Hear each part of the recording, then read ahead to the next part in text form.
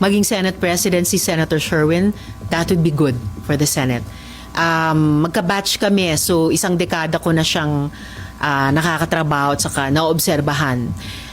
Napakaseryosong legislator.